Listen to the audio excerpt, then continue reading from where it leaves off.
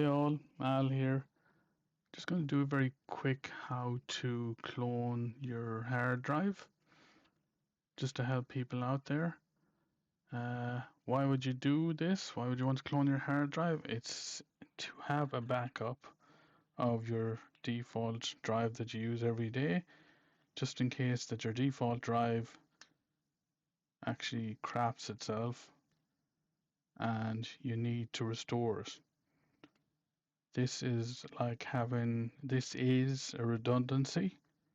So what it will involve is you buying another hard drive if you don't have another hard drive of the same size as your default one. You then clone your default drive maybe once a week to the secondary drive. That sits there. You never use the secondary drive unless something happens to the primary default drive. Then you can log on to the secondary drive using your BIOS and clone the secondary drive back to the primary drive. So it's a redundancy system, having a second drive there just in case anything happens. If you do it once a week, you'll just lose a week's work or a week's updates of whatever you've done. A lot quicker than having to reinstall Windows again, reinstall all your software again, spend 2 days trying to get everything to work again. This can have you back up and working in minutes. So first things first, what you need is a bit of software called Macaroon Reflect, I think it is. Pronunciation is probably completely wrong. Put a link in the description below. It's a free one, or you can buy a commercial use one. So what you're looking at on the screen is that software opened. It shows your drives. So for me, I've got two M.2 KC 3000 drives. The Disk 4 is the main drive. Disk 3 is the redundancy one. I'm actually logged onto the redundancy one at the moment because I'm going to restore it back to the main one because I had a problem. Then I've got a secondary 2 terabyte drive, just a normal one for files and folders. And I've also got a third M.2 drive. So what you would normally do is you'd back up the primary drive to the secondary drive once a week. Then if your primary drive goes wrong, like my one, you log into the secondary drive using the BIOS, which I've done, and then we'll clone the secondary drive back to the primary drive, which means I can then have the primary drive back working fine again, if that makes sense to everybody. So you just log into this software, pick the drive you want to clone to disk. It's popped up on the other screen. Let me drag it over. So we're going to clone the one I'm logged in at the moment, which is the C drive. If you're unsure what drive, you can always check the size of the drive that you're cloning from, and then you can check the drives under your PC to see the one that I have is 60 gigabytes free, and we're cloning it to another drive that has less free. So that means I know that I'm cloning this one to that one.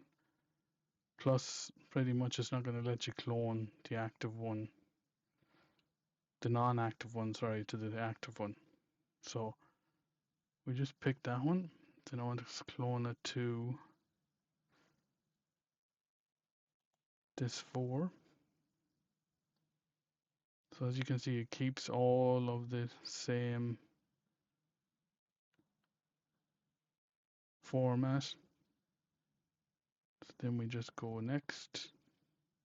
I should select something. Yes, I should.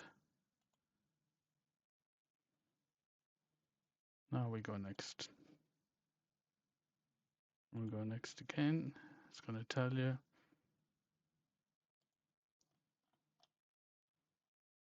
Happy enough. We click on finish.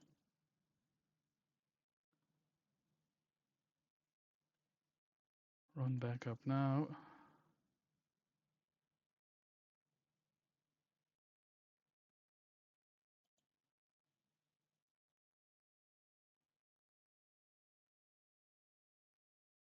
This will be overwritten. Gee, that's okay.